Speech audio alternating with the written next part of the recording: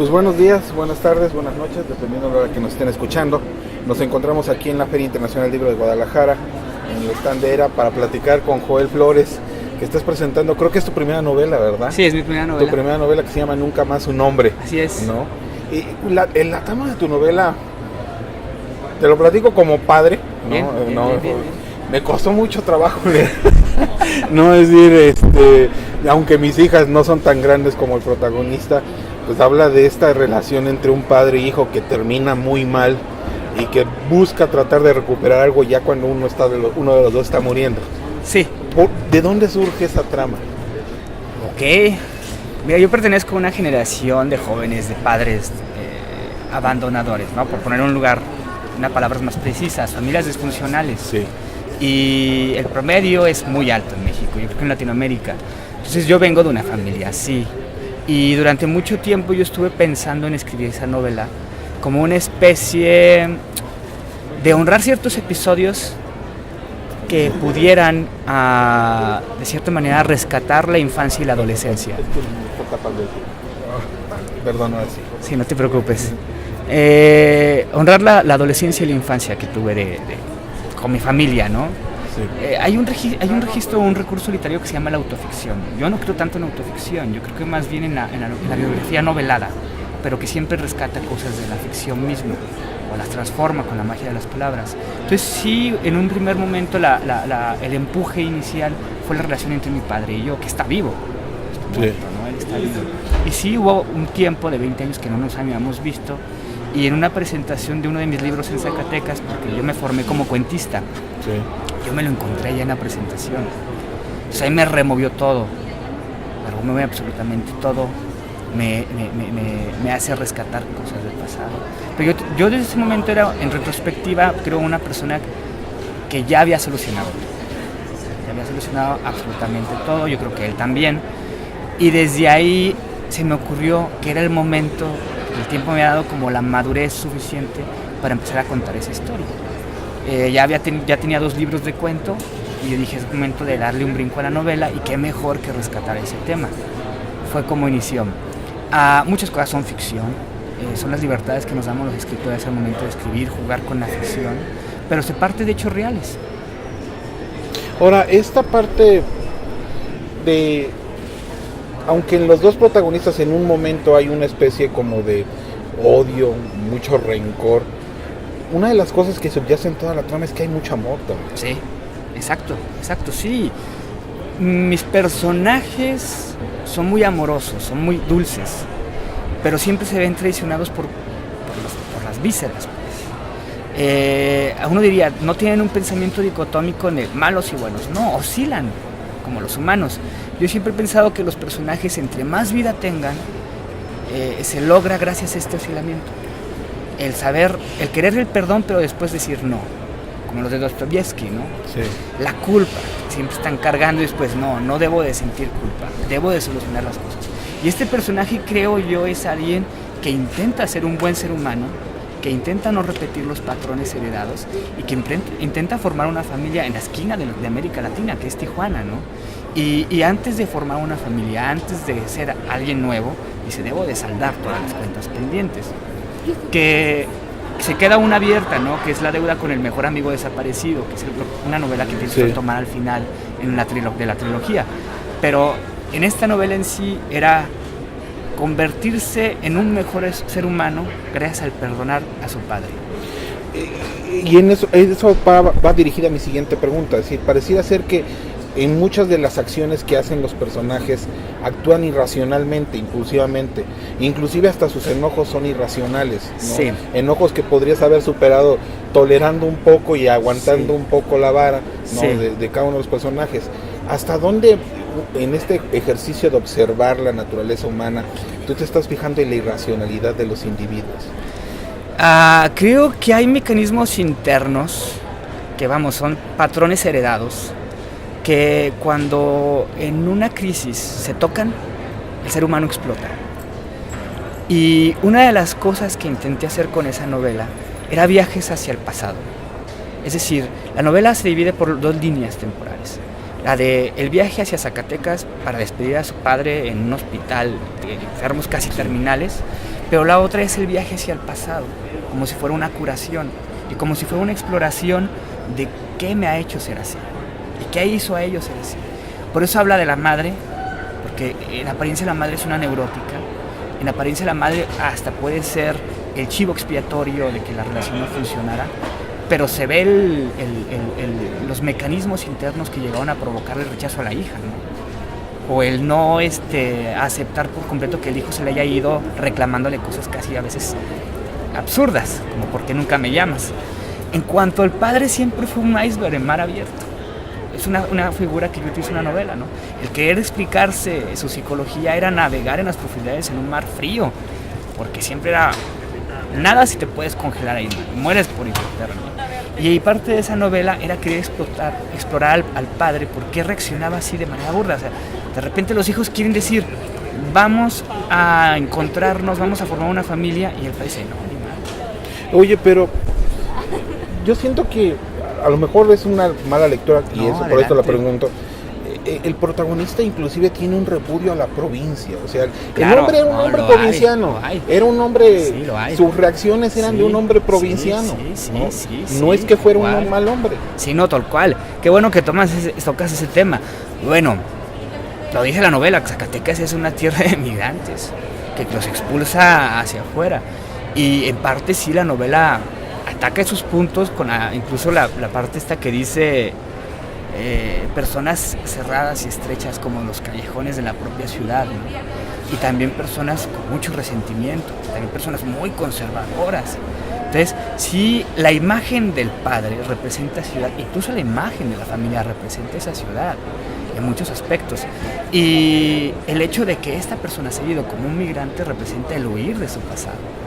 Tiene que ver, no lo veo una mala lectura, creo que es una buena lectura. Y cuando yo lo leí, te comentaba al inicio que yo lo leí siendo padre de 2 hijas. Tal vez una de las cosas que más me atormentó, no sé si tú seas padre, pero de los que más me atormentó es de esos errores que algunas veces hacemos involuntariamente. Claro. Es decir, de las omisiones, de no decir ciertas cosas que podrían haber sido, no hubieran costado trabajo, pero tu capacidad, el sentimiento, el momento no dio para eso.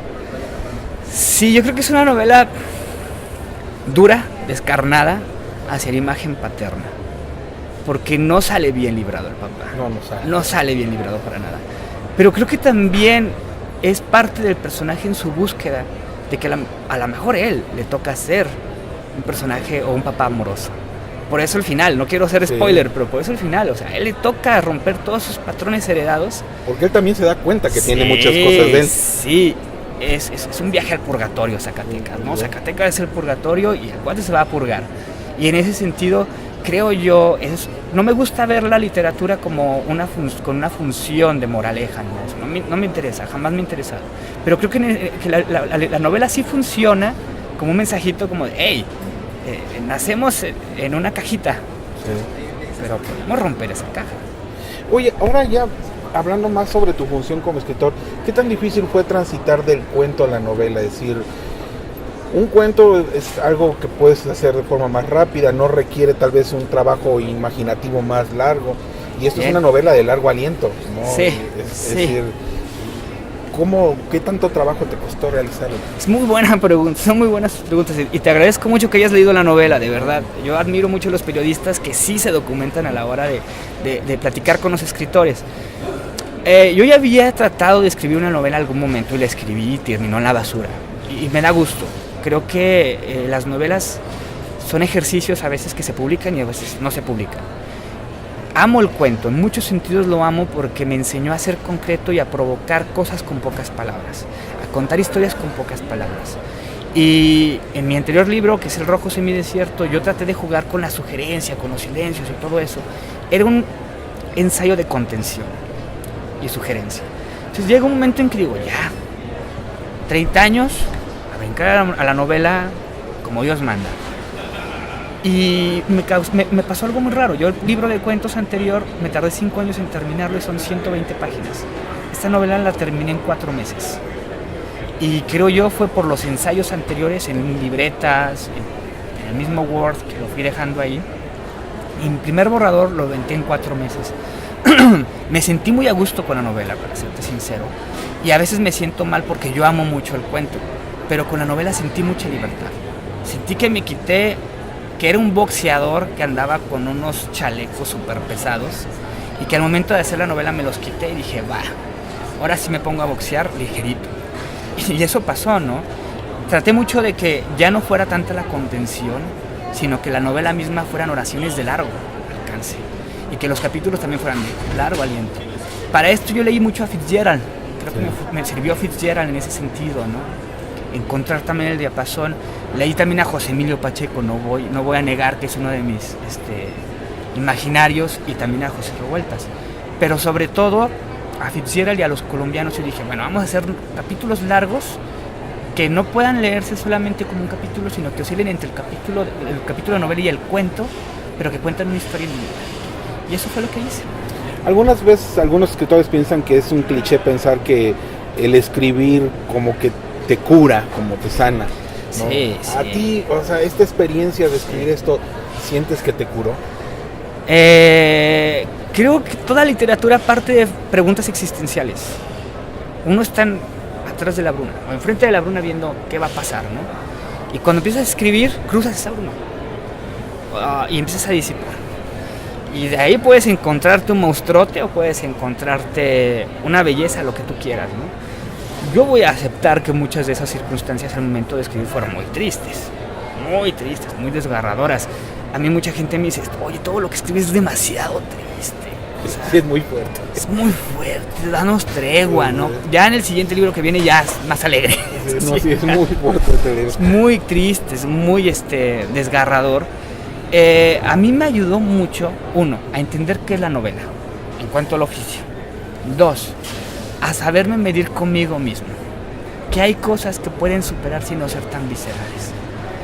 Y entendí y empecé a amar al padre que me tocó la novela que al padre que me vio vivir. Y voy a hacer una confesión aquí, ¿no? Uno de los viajes a Veracruz hace unos 6 meses que fui a dar un taller, estuve a punto de marcarle a mi papá, como decirle, oye, pues ya fue, ¿no? Si tú me llamas, yo te llamo, ya fue. Y se lo agradezco a la novela, en realidad. O sea, creo que en esa parte las novelas ayudan cuando uno las escribe. En algo ayudan. Y yo agradezco a mí mismo de haber escrito esa novela, ¿no? Ahora, tú comentabas que esta novela la piensas hacer como una serie de... Va a haber una continuación, o sea, la estás proyectando como una novela de largo alcance, ¿no? Sí. Desde que empecé este proyecto, yo soy bien tardado corrigiendo las cosas. O sea, puedo tardarme con la novela 4 meses, pero me tardé mucho en corregirla, ¿no? Desde que empecé a escribir la trilogía del Semidesierto, yo así le llamo, yo dije, quiero que sea algo ambicioso. Va a sonar un poco exagerado lo que estoy diciendo, pero la gente de mi generación está haciendo libros muy pequeñitos, proyectos poco ambiciosos. Yo digo, no, a ver, vamos a aventarnos un round, vamos a hacer un proyecto más ambicioso, vamos a medir fuerzas. Y con el libro de cuentos yo puse las cartas sobre la mesa. Los daños colaterales provocados durante el Calderonato. Cómo los jóvenes de la generación del 80 se ven perjudicados por una guerra que ni siquiera a veces comprendemos. Tenemos amigos desaparecidos. Encontramos el empleo informal más rápido que el empleo formal. No tenemos un buen salario y a pesar de que estudiamos en buenas escuelas o salimos fuera de México. Eso fue el rojo. Luego la novela fue hablar de la provincia, lo que significa para un chico de familias disfuncionales o hijo de una familia disfuncional nacido en Zacatecas, lo que significa haber crecido con ellos. Y ya, la novela que sigue rescata los hilos que se fueron poniendo en esos 2 libros, que es el amigo desaparecido, la búsqueda del amigo desaparecido. Por eso se lo promete. Está muy interesante. Sí, ahora sí, ahí va, vámonos con todo. No, pues ha sido un placer platicar contigo. Placer es mío, Alfonso. Es un gran libro, ¿no? Gracias. Muy fuerte, muy crudo para los que somos padres, pero digo, no, a lo Gracias. mejor deja algo bueno ahí, ¿no? Esperemos. Bueno, pues un placer.